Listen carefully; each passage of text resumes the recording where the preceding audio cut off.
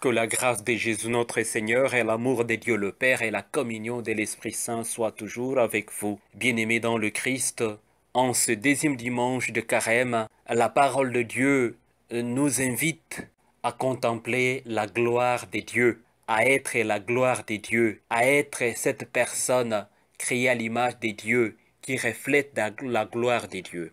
Avançons lentement et sûrement pour comprendre cette phrase ou cette affirmation de Saint Irénée de Lyon, la gloire de Dieu, c'est l'homme vivant. La vie de l'homme, c'est la vision de Dieu. Bien-aimé dans le Christ. Dans la part de l'Évangile, Jésus démontre à ses disciples, à ces trios, Jacques, Jean et Pierre, ce que sera la gloire de Dieu à travers le Christ, la transfiguration. Jésus, dans cette transfiguration, cause avec Élie, avec Moïse. Il parle de quoi? Il parle de la mort de Jésus. Il parle du chemin de la croix de Jésus. Il parle de l'obédience de Jésus, c'est-à-dire de l'obéissance de Jésus. Il parle de la mission de Jésus. Jésus qui doit glorifier le Père afin que le Père glorifie le Fils. Bien-aimé dans le Christ, la phrase dans la part de l'Évangile qui nous convient à comprendre ces choses, c'est que Jésus, après avoir démontré cette gloire à ses disciples, afin qu'ils le préparent à entrer lentement et sûrement dans sa passion, dans sa mort et sa résurrection, une voix qui s'élève dans la nuit qui nous dit « Celui-ci est mon Fils bien-aimé, écoutez-les ». Cette phrase nous renvoie au sacre du roi dans l'Ancien Testament.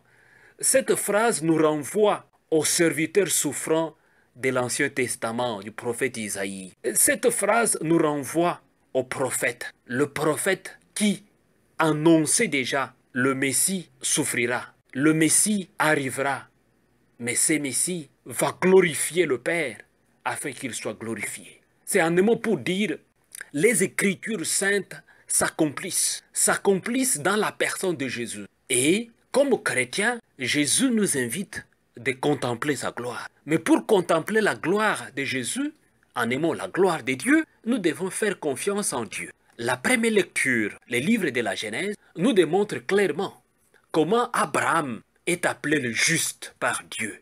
Comment Abraham scelle l'alliance avec Dieu. Et comment Dieu fait promesse à Abraham de lui donner une terre, de lui donner une génération. Bien-aimés dans le Christ, nous devons le savoir que le Pentateuque, ce que nous appelons la Torah, parle généralement de deux sujets, la terre et la génération. La terre et la génération. Dieu promet à Abraham une terre où ils vont habiter. Mais qui va habiter sur cette terre? La génération qui vient d'Abraham. Les enfants, la descendance d'Abraham. Mais Abraham est déjà vieux. Il attend si longtemps cette descendance qui n'arrive pas. Mais Abraham fait confiance au Seigneur. Abraham accepte de faire la volonté du Seigneur. Et Dieu l'appelle les justes. Pourquoi? Parce que Abraham accepte toutes les recommandations du Seigneur. Abraham maintient son intégrité. Voilà. Donc la foi en Dieu, c'est l'intégrité de vie. C'est à quoi la parole de Dieu de ce dimanche, de ce deuxième dimanche de Carême, nous invite l'intégrité. Croire en Dieu, c'est être intègre. Abraham nous en donne l'exemple. Si nous sommes intègres, bien-aimés dans le Christ, nous allons contempler la gloire de Dieu. Mais parce que nous mettrons le Christ au centre de notre vie. Bien-aimés dans le Christ. La deuxième lecture, Saint Paul réconforte les Philippiens pour leur dire « N'ayez pas peur, contemplez la gloire de Jésus. Si vous contemplez réellement la gloire de Jésus, vous ne serez pas déçus. Si vous contemplez la gloire de Jésus, vous devenez les citoyens du ciel. » Et donc la mère patrie qui est donnée à Abraham et sa descendance, Saint Paul nous explique qu'il s'agit de la patrie céleste. Nous avons cette destinée, nous avons cette terre finale, là où nous devons habiter, la terre des vivants. La terre des vivants, c'est la patrie céleste. Saint Paul continue à exhorter les Philippiens pour leur dire, attention, acceptez le Seigneur Dieu à travers le Christ Jésus. Regardez, contemplez l'exemple de Jésus. Et Paul dit, prenez-nous comme modèle. En vrai, en d'autres termes, Paul est en train de dire, prenez Jésus comme modèle. Et je prie Jésus comme modèle. Mettons Jésus au centre de notre vie, pas notre ventre, bien-aimé dans le Christ. Et quand nous mettons notre ventre au centre de notre vie, nous commettons beaucoup d'erreurs.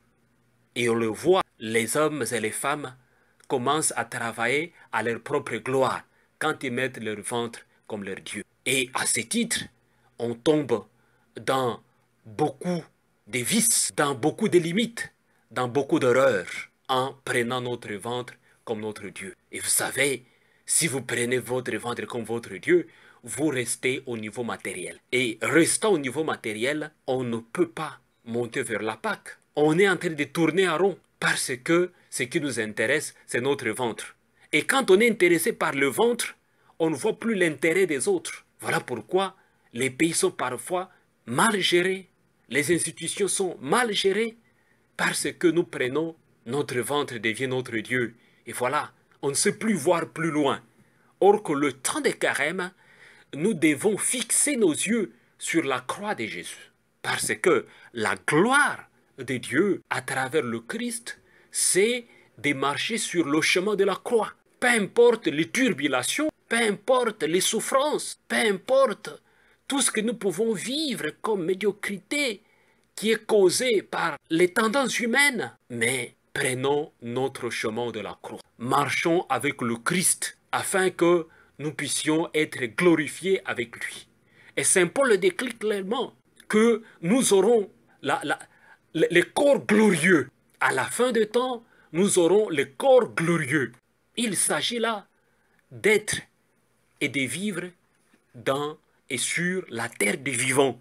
La terre des vivants, c'est-à-dire que c'est une terre où on ne meurt pas. Or que si nous prenons les ventres comme notre Dieu, c'est le chemin de la perdition, c'est le chemin de la mort. Et souvent dans notre vie, nous choisissons nous-mêmes la mort. Évitons de choisir la mort. Choisissons la vie. Choisissons la vie bien-aimée dans le Christ. La transfiguration dans la part de l'Évangile, c'est le choix de la vie. Parce que la gloire de Dieu, c'est l'homme vivant. Et la vie de l'homme, c'est la vision de Dieu. Bien-aimé dans le Christ. Le temps de carême, c'est vraiment ce temps de rechercher l'intégrité de notre vie. Si les citoyens sont intègres, la société sera transformée. Nous allons commencer déjà à goûter cette société glorieuse que Saint Paul nous parle. Bien-aimés dans le Christ, n'ayons pas peur. Peu importe les scandales de notre vie, peu importe nos limites, mais nous savons bien qu'à chaque seconde, il y a un converti. À chaque seconde, il y a quelqu'un qui s'est converti réellement au Christ Jésus et qui contemple sa croix. N'ayons pas peur. Au cœur de notre prière, recherchons de demander la miséricorde de Dieu afin qu'il nous aide à rendre notre vie visible et crédible à sa gloire. La gloire au sens où Jésus l'a manifestée continue à la manifester. Bien-aimés dans le Christ, recevez la bénédiction du Seigneur au nom du Père et du Fils et du Saint-Esprit. Amen.